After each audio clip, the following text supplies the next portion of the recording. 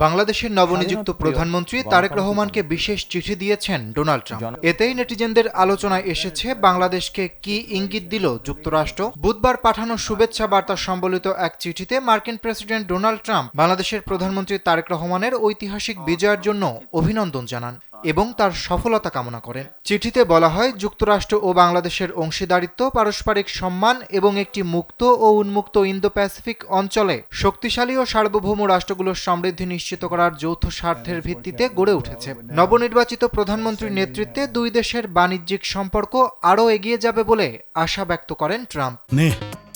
দুই বেলা খাবি ফ্যান্টাস্টিক নিমো হালাল সল্টেড বিস্কুট।